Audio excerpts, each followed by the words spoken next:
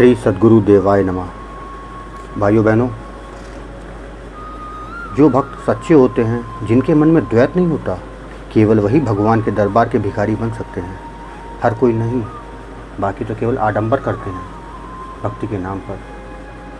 जी हाँ, आज आपको एक ऐसे संत के बारे में, ऐसे भक्त के बारे में बताने जा रहा हूँ जिसको माँ भगवती पूरे 9 दिन अपने हाथों से मिठाई देती थी और वो खुद पाते थे और अन्य भक्तों को भी खिलाते थे।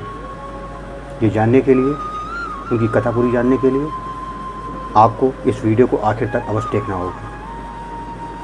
लेकिन उससे पहले जिन लोगों ने गोकुल भवन अयोध्या यूट्यूब चैनल को अभी तक सब्सक्राइब नहीं किया है, उनसे निवेदन है कि इस चैनल को सब्सक्राइब कर दें और बेल आइकन अवश्य दबा दें, जिससे नए वीडियो के नोटिफिकेशन समय समय पर उनको मिलते रहें।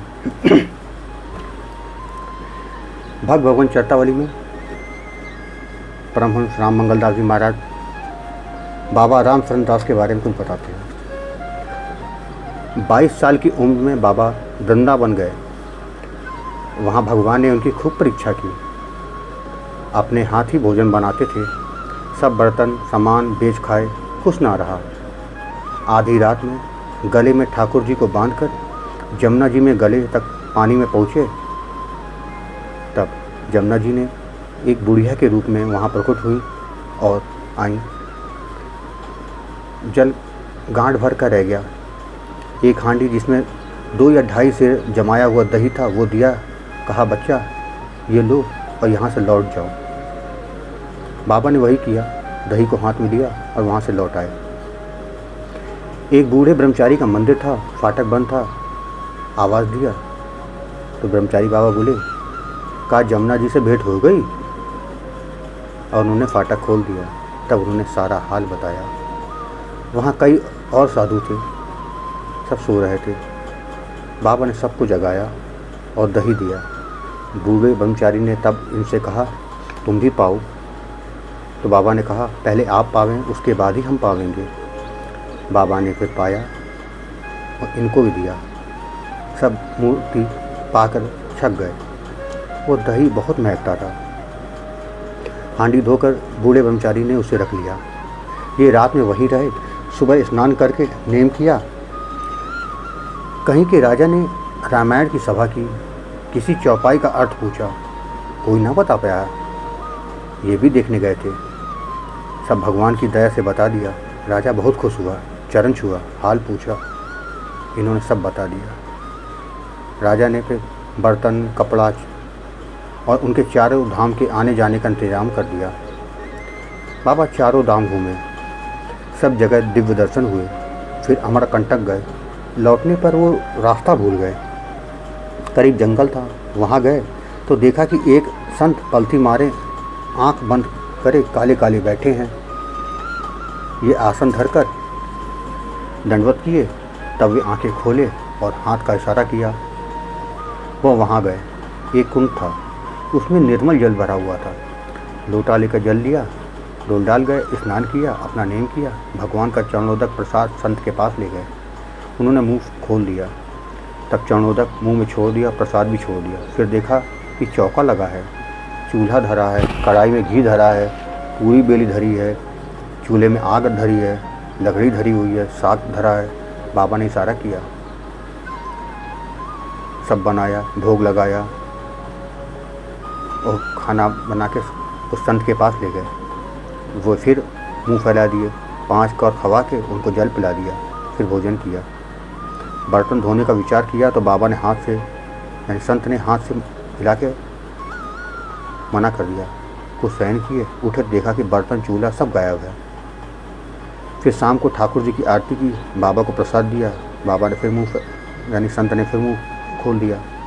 मुंह में फिर उन्होंने प्रसाद छोड़ दिया। रात में सहन किया। 2 बजे उठे, डोल डाल किए, स्नान नेम किया।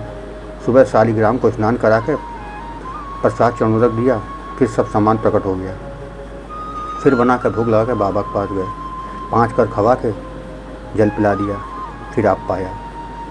फिर सब बर्तन सामान अंतर ध्यान हो गए। बाबा से उन्होंने वापस जाने की आज्ञा मांगी तो इशारा किए। आसन बांधा, दंडवत किया और चल दिए। पीछे घूम कर देखा तो वहाँ कोई नहीं था, ना संत थे ना सामान था, कुछ भी नहीं था, जैसे वहाँ कभी कोई कुछ रहा ही ना हो।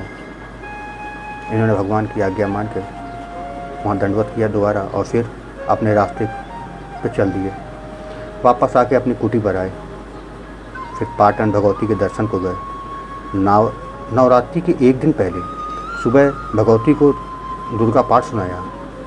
भगवती ने एक हरे पत्तल के दोना में 1.25 सेर बर्फ़ी रसीली आकर धर दिया।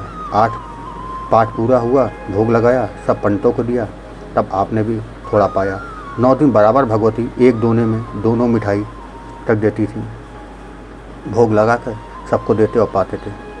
वहाँ के पंडितों ने कहा, ब्रह्मचारी जी, आपकी बदौलत यह दिव्य पदार्थ हमको भी मिलता है। हम सब अपने को बड़ा धन्य समझते हैं। यह पदार्थ भगवती के हाथ का आप भगवान को भोग लगाकर हम सबको देते हैं। इससे विश्वास हो गया हमारी सबकी गति हो जाएगी। फिर भगवती से आज्ञा लेकर दंडवत किया। भगवती ने दाहिना पैर सिर पर रख दिया। उठे तो पीठ उनकी ठोक कर कहा, आप बहुत सच्चे भक्त हो। जिसके मन में द्वैत है वो भगवान के दरबार का भिखारी नहीं हो सकता। फिर ब्रह्मचारी बाबा वहाँ से चल दिए। कुटी पर आए, एक घोड़ा रखे थे, उसको घास छोड़कर खवाते थे, खूब सेवा करते थे। भगवान उस पर सवारी करते थे। बड़े भाव के भक्त थे। जो कोई आता उसे 2 लड्डू प्रसाद में देते थे। एक दिन बाबा ने भगवान से कहा, प्रभु, अब हमारी उम्र 94 वर्ष की हो गई है, कुछ काम सकता नहीं है, अब हमें संसार से भेज दो। भगवान ने कहा, अभी 12 वर्ष तुमको और यहाँ रहना पड़ेगा, तब तुमको अपने पास रखेंगे। तो कहा, जैसी आपकी मर्जी, वैसा हमें भी मंजूर है। शरीर कमज़ोर है, इससे आपको कहा था। भगवान ने कहा, हम सब काम का समय बांधे हुए हैं, तुम्हारा सब काम हो गया है, तुम बहुत निश्चल भक्त हो, सब देवी देवताओं में तुम्हारा प्रेम है। भक्त को ऐसा ही होना चाहिए। भक्तों के लिए हम तमाम रूप धारण किए हुए हैं, कोई दूसरा नहीं है।